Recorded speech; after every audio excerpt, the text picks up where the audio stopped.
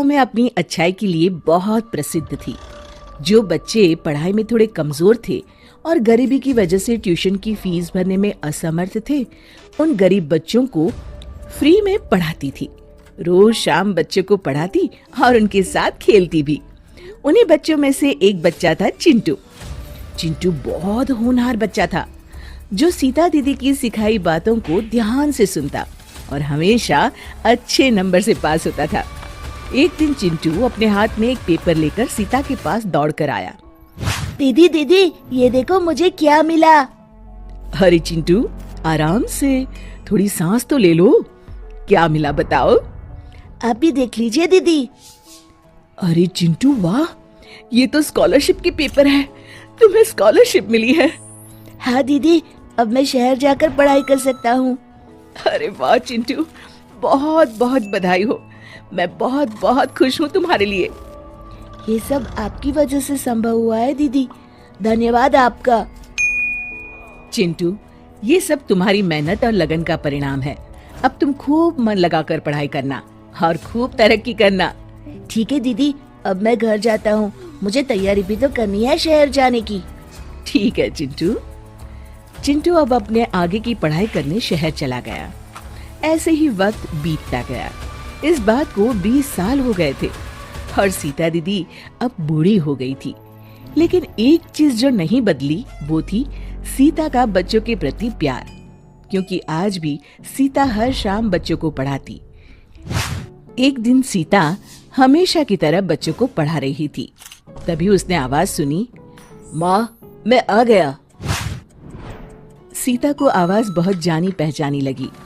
उसका बेटा विकास, जो बचपन में शहर पढ़ने गया था, वो वापस लौट आया था। वो विकास की आवाज सुनकर बाहर आई और उससे बोली, आ गया बेटा तू शहर से?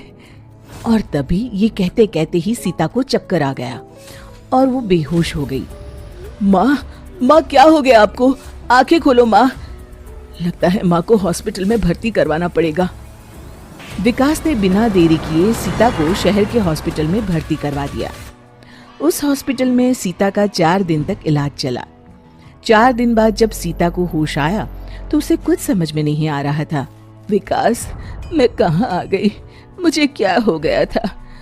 तुम इतने साल बाद घर आए, पर मुझे क्या हुआ कुछ समझ में नहीं आया, कुछ याद क्यों नहीं आ रहा? तभी विकास ने माँ को सारी बात बताई। माँ, अब हम लोग घर जा सकते हैं। अब आप पूरी तरह ठीक हो गई हैं। मैं तो ठीक हो गई हूँ, पर इतने बड़े हॉस्पिटल का बिल हम कैसे चुका पाएंगे? माँ, अब चिंता मत करो। मुझे लगता है 30 या 40 हजार से ज्यादा का बिल नहीं आएगा। उतने पैसे तो है मेरे पास, मैं दे दूंगा। आपकी तबीयत ठीक हो गई है, मुझे और क्या चाहिए? सीता मुस्कुरा दी, लेकिन उसे अभी भी चिंता सता रही थी। हे भगवान, हमारी मदद करना। विकास और उसकी माँ अब बिल काउंटर पर पहुंचे। ये लीजिए आपका बिल। विकास ने जब बिल देखा तो उसके तो होश ही उड़ गए। बिल 90,000 का था।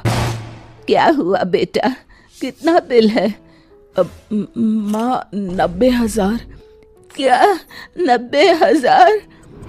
हे भगवान, इतने पैसे कहाँ से आएंगे? हम तो इस शहर में किसी को जानते भी नहीं। माँ आप फिक्र मत कीजिए। विकास माँ से बात कर ही रहा था, तभी वहाँ वो डॉक्टर और नर्स आ गए जो सीता का इलाज कर रहे थे। अब कैसी तबीयत है आपकी? ठीक हूँ डॉक्टर साहब। डॉक्टर ने विकास के हाथ में बिल देखा। वो सब कुछ समझ गए, थोड़ा सा मुस्कुराए और नर्स से बोले, ये मेरे कैबिन में रख देना, इनका बिल मैं दे दूंगा। ठीक है सर। सीता और विकास दोनों आश्चर्य से डॉक्टर की तरफ देखने लगे। डॉक्टर साहब, आप क्यों देंगे हमारा बिल? बिल तो आपका मैं ही भरूंगा सीता दीदी। लगता है आपने मुझे पहचाना नहीं। डॉक्टर साहब, क्या आप मुझे जानते हैं? और क्या दीदी, आपका 20 साल पुराना स्टूडेंट चिंटू हूँ। क्या तुम चिंटू हो? चिंटू से मिलकर सीता बहुत ही खुश हो गई और सीता की आंखों में अब खुशी के आंसू थे। बेटा, हम अपना बिल दे देंगे। सीता दीदी, आपका बिल तो आपने 20 साल पहले ही दे दिया था। आज चिंटू डॉक्टर है तो आप ही की वजह से। सीता मन ही मन भगवान को धन्यवाद करने लगी।